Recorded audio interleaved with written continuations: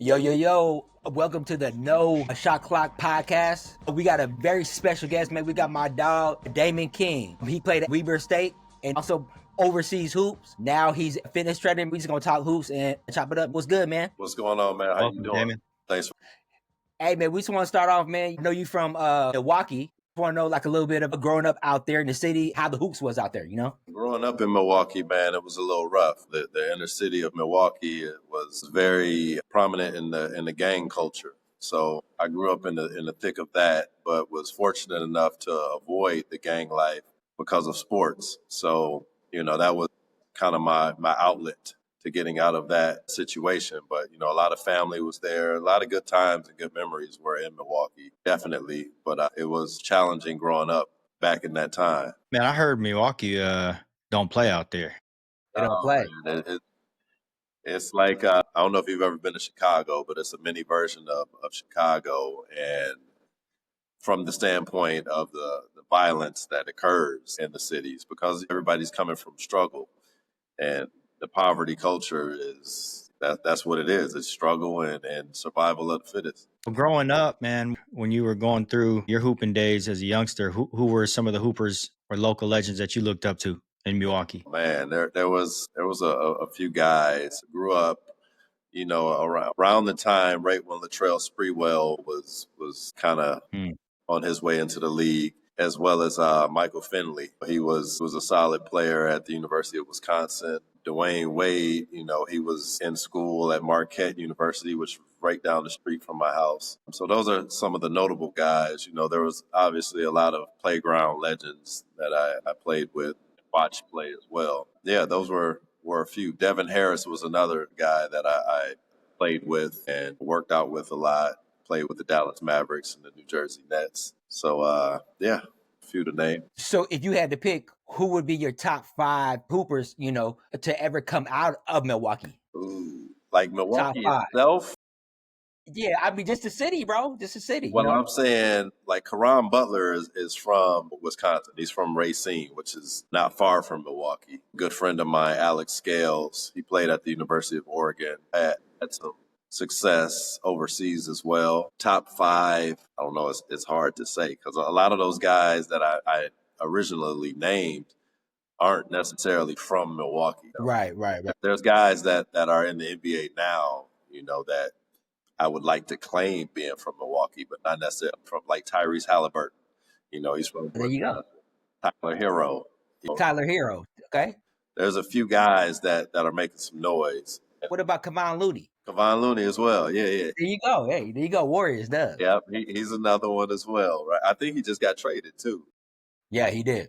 But yeah, there's a few guys, man. There's so much talent throughout the city. The game is different in each region, and you have East Coast ballers that were known for their ball handling skills. West Coast is a little bit more jump shooting and whatnot. So the Midwest kind of had a combination of both. Guys can handle the ball and shoot, and I would hope that the talent keeps coming out of Milwaukee as well. There's Wesley Matthews. Yes. There you go. Former Blazer as well. So yeah, there's a few, man. It's hard for me to really say a top 5, but I'll give you that list. All right, cool. So, man, we're from Seattle. Well, I'm in Orlando, but we still rep for the town. And, I've only lived through one championship with the Seahawks, with at least major sports or sports that I love. So I know what it's like to finally have that come to fruition, right? Yeah. And I know what those key players meant to me. So you being from Milwaukee, what does Giannis mean to you for bringing that ship home, man? Because that was huge. That's special, man. I really am a huge Giannis fan. On and off the court, just how he shows up in life. He's got a nice young family and a very good foundation of brothers around him and his core group. And for him to be able to win a championship in Milwaukee means a lot. Rooting for your home team and hoping that the home team one day gets a championship. It was fun to watch. So now I'm just hoping that we can get back there. But, with some of the moves that they've recently made, it's not looking too good right now at the moment.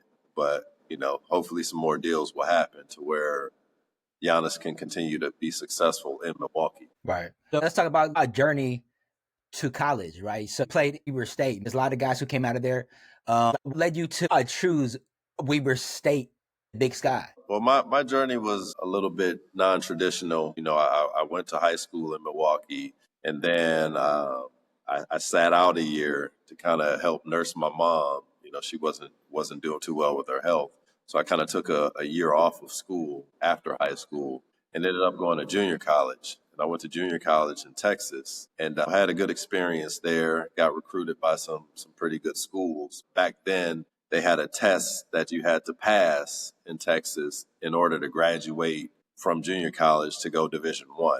And if you didn't want to go Division I, you didn't need to pass that test. But I struggled with the test early on, so it took me a little time to come to a decision in picking a school. And eventually, one summer, I was home in Milwaukee playing with the guys from the University of Milwaukee in some pickup runs. And there were some coaches in there watching. And one of the coaches coaching at the time was at Milwaukee, but he ended up leaving and going to Weber State. And he took a liking to me from that pickup run. And in all honesty, I had actually intended on going to a Division II school just because of that damn test. So I had committed verbally to Kentucky Wesleyan, and they had just won the Division II championship the year prior. So I was just looking at, I could go there and possibly win the championship or help them get back to that level. But that same day that I was supposed to leave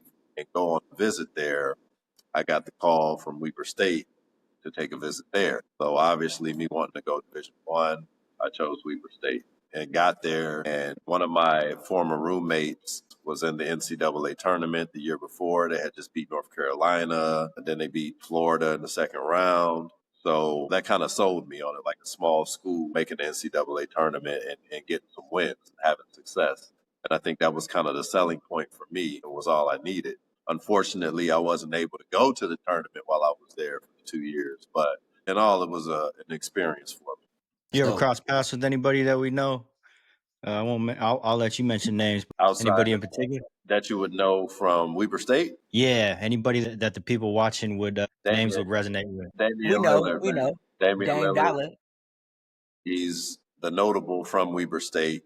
Mm-hmm. A lot of people would always assume that I played with him while he was there. Yeah. But I'm much older than him. But I've gotten a chance to play with him in the alumni game a couple of years ago, and really, really good guy. He's here in Portland, I think in the summers typically, where he still has a house here. So really good dude. And other Weber State guys, I don't think the public would really know who they are, but I have, good relationships with some of my Wildcats. Yeah, and saying that, there has been a few players, obviously you and Dame, but who would you say are the all-time greats out of Weber State? Maybe your top 5. One of my close friends, Eddie Gill, he used to play for the Blazers as well and the Indiana Pacers. Very, very hardworking guy. One of the most hardworking players that I've ever been around. Just to see him go undrafted and make a name for himself and a solid career in the NBA was definitely up there. Harold the Show Arsenault was one of my roommates and extremely talented player. He led the Big Sky in scoring, I think 2 years straight. Player of the year in the conference. Really, really solid player. Very talented. Obviously, Dame Lillard. I'm trying to think who else is there. Myself. Yourself. I didn't get a chance to put up the numbers that those guys did, but I knew that eventually I would have my calling, and that kind of came after. But there was so much talent that came through Weber State. For me to give a top 5 is challenging. There was another guy that I didn't really have a relationship with to know, but I know he had got drafted by the Utah Jazz. I forget his name now. He's a big guy. But, he was one to kind of get there. And then Anthony Stewart is another name that, played well at Weber State and made a name for himself as well. What position you play, bro? Did you play? He played the combo guard, so 1 and a 2. A 1-2. A lot of times at Weber State, I was a 2 and a 3. But, combo guard. So what country, moving to the overseas part of your life, you played in China, Germany, Lebanon, Syria, if I'm not mistaken. What country surprised you the most on or off the court? Lebanon. Lebanon was great to me.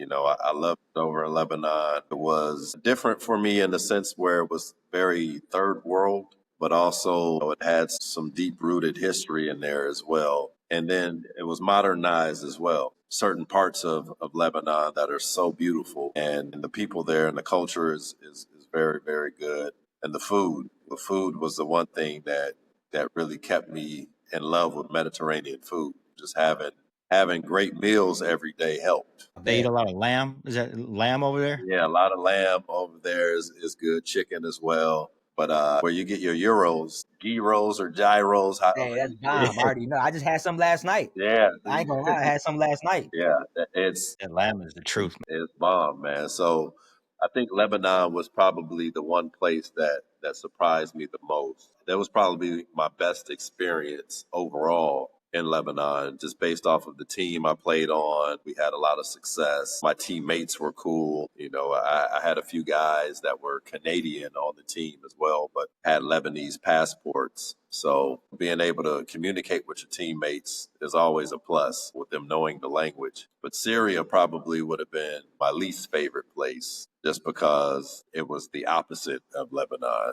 When I say third world, it was very poverty stricken over there.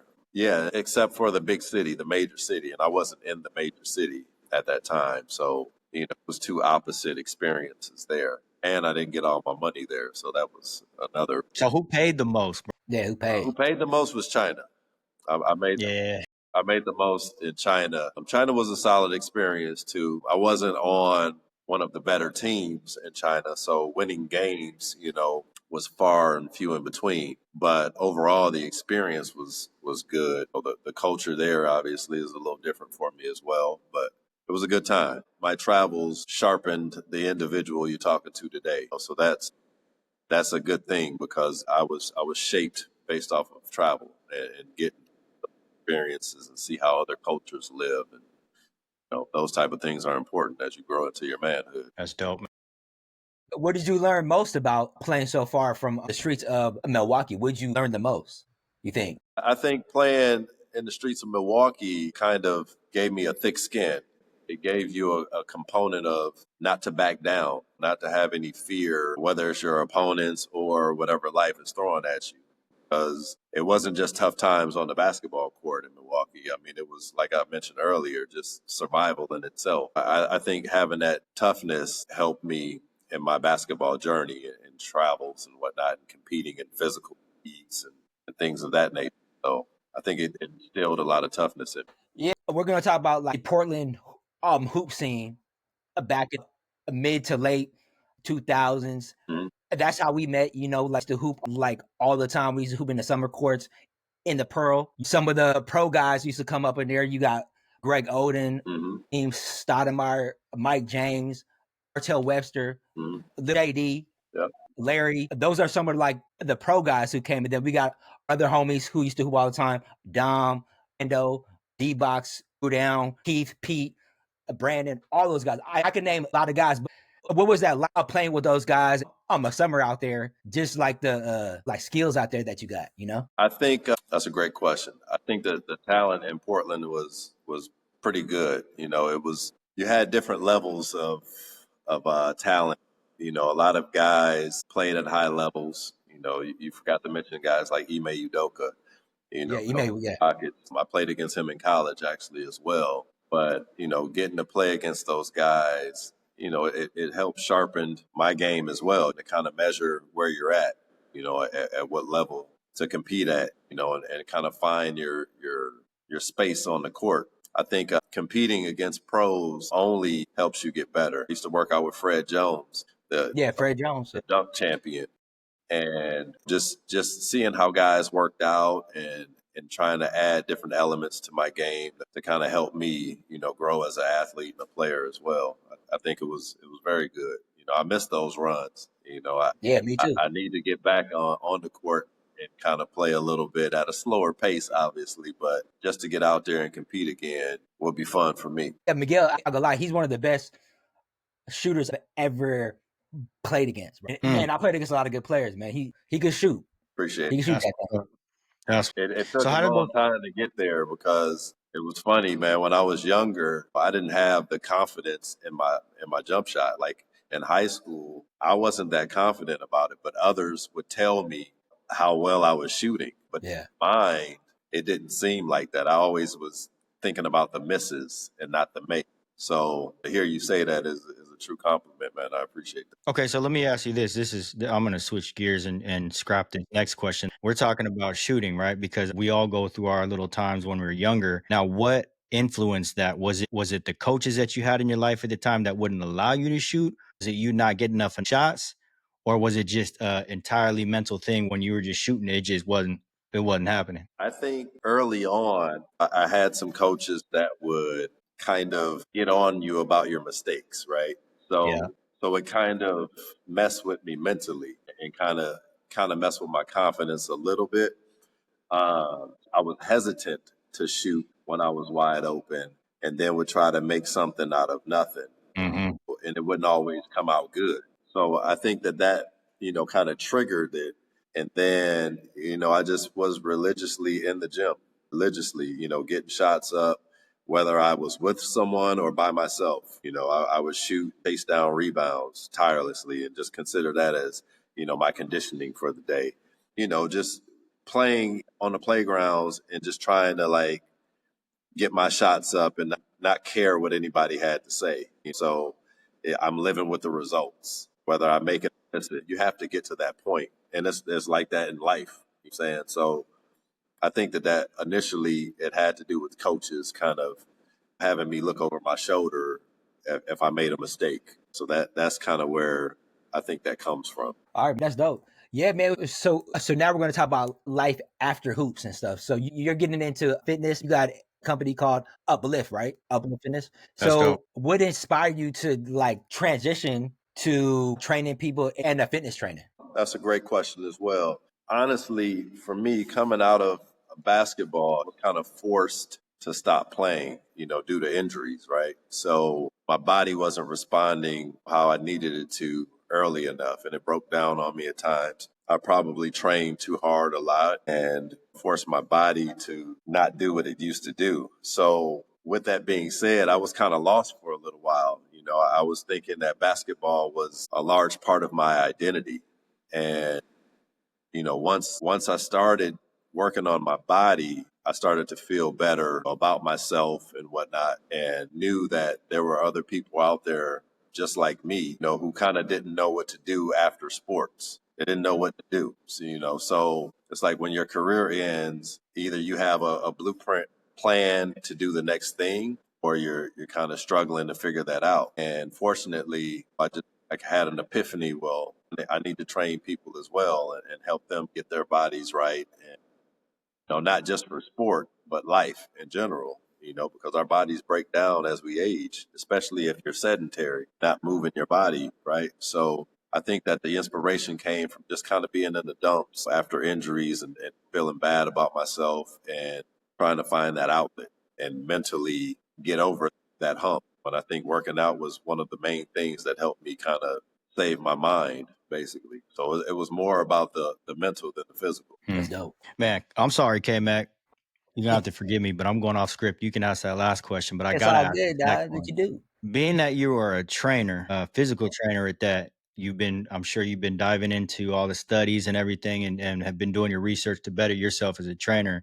Man, the one thing that I wanted to talk about while we got you here is these Achilles injuries, because it's been happening quite a bit. And if you look at the statistics, I think there's only 8 from the 90s all the way to 2000. And now there's something like 45 or something crazy. I don't remember what the numbers are exactly. Yeah, the But numbers are up. yeah. So what are you doing have you been doing your research? Are there workouts that you're kind of looking into that help kind of maybe not eliminate it, but strengthen the Achilles, or just what's your whole insight on this? Well, personally, a lot of these injuries may be occurring, I think, with overuse. And like I said, like my body broke down when I was playing, right? So over time, it has a lot to do with rest. A lot of times we're caught up in this grind culture. And as athletes, especially, you have the mindset of, well, if I'm not working, somebody else is, right?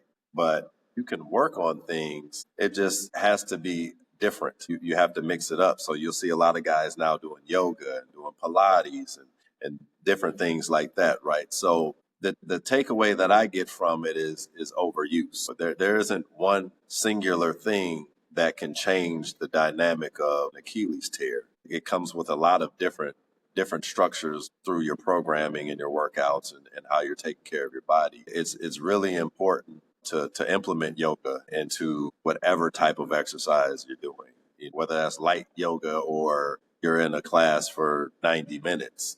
Those type of things are important. Just because our ligaments over time, they get tight. You can strengthen forever, but it's like if you keep pulling on a rubber band, it's going to snap, right? Yeah, and, that's true. If you're not taking care of your body in that way, things are going to snap. So it's just one of those situations where I'm seeing this a lot happen. Athletes in particular, the Achilles tear, it's very rare to have this many in one season. Like this is kind of unheard of.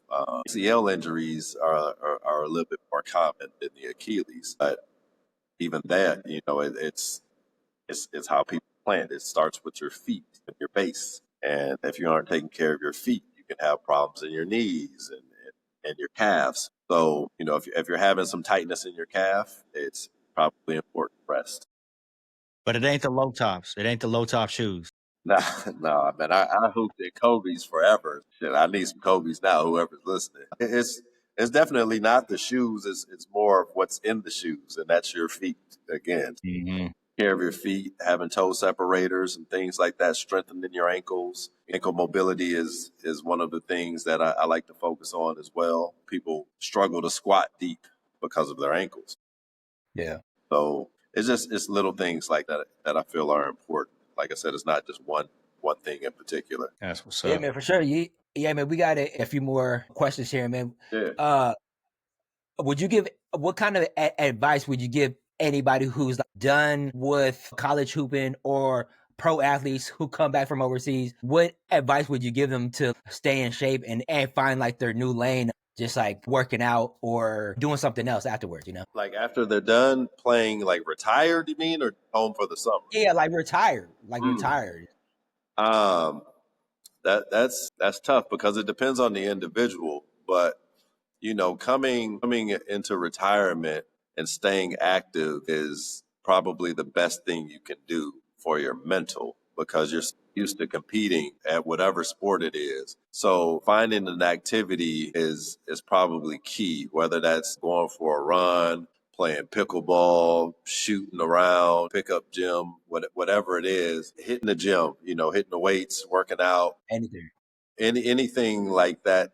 Keep yourself active, I think, is important just for the mental, because you should be doing that anyway. And just having a plan for your next steps in retirement, I think is key. I didn't necessarily have a plan right away. I thought I'd be playing for as long as I could. You don't keep an injury happening until it happens. So having a plan and trying to map out what your future might look like or what you want for yourself is what I would advise, and staying active as best you can. Well, I don't care if it's swimming or ping pong or whatever it is, find an activity. Anything. And ride it out, because you can do certain things for the rest of your life as long as you're implementing them. Yeah, I guess the last question, and we always ask our guests, who's your GOAT, bro? Is it Bron? Is it MJ? Is it Kobe? Or is it anybody else? You know what I'm saying? My GOAT? Yeah. Man, there's so many players that I like. That's the thing. I don't necessarily root for teams because I like players. And obviously MJ probably up there for me as a GOAT. I really tried to model my game after a few players, but one in particular was Ray Allen. He was one of my favorite players, especially when he was in Milwaukee, because he wasn't just a jump shooter. He was dunking on guys. Him and Kmac would battle in the playoffs. I liked Glenn Robinson as well, his teammate. Big dog. Yeah, Big dog Glenn. He was one of my favorites. And Gilbert Arenas, another guy who I tried to steal some stuff from. to add to my game. But the overall GOAT would probably be MJ, man, just because it makes sense. You can argue it.